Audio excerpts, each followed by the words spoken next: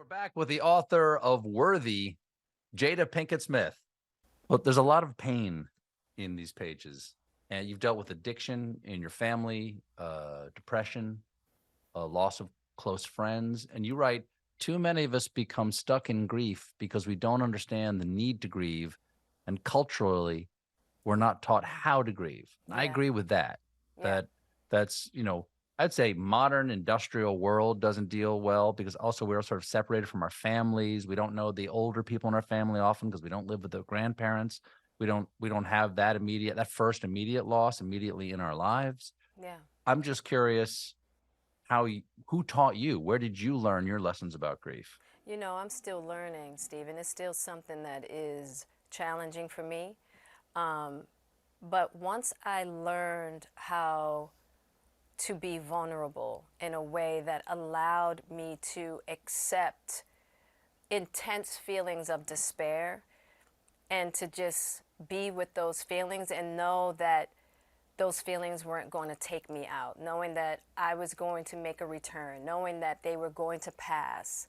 Once I allowed myself to have those feelings and come out on the other side and feel the relief and feel the release and feel like I was getting closer to more intimate parts of myself, then allowed me to have deeper connections with other people. And I started to see that I wasn't going to lose anything by being more vulnerable. And the more I practiced that, then I could see that grief and allowing myself to grieve wasn't going to steal something from me, but it was actually going to give me gifts. People, I think, in our modern world often mistake grief for weakness. Yes. That you're supposed to be strong all the time. And you actually Absolutely. strike me as a very strong person. Your whole family. Jim, do you have a photo of their beautiful family? There you are. Just to Yeah. remind you what you and your family look like. You seem like a very strong family. Can that sort of projected public strength be a barrier, an obstacle to being vulnerable?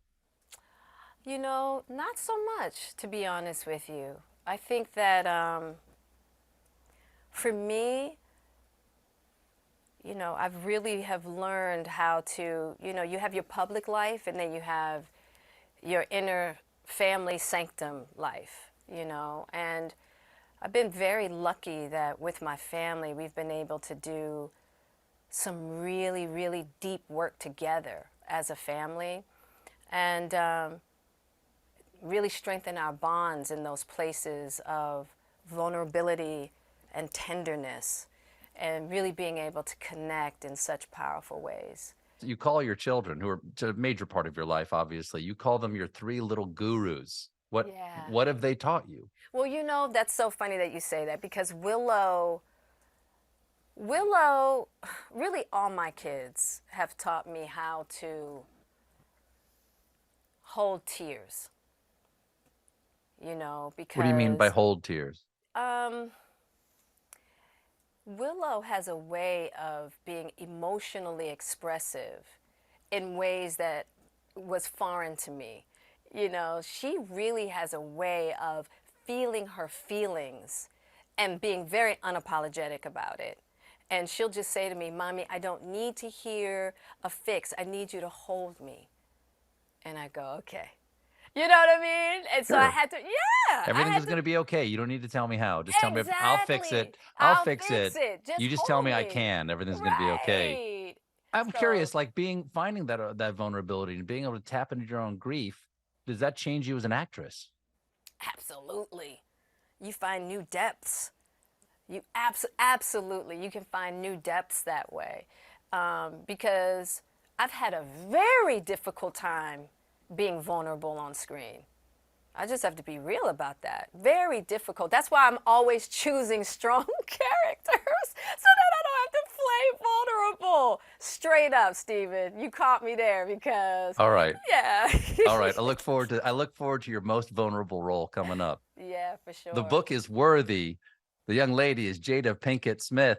It's on sale tomorrow. Jada, thank you so much for being here. Thank you, Stephen. So nice to talk to you. We'll be right back with comedian Ricky Velez.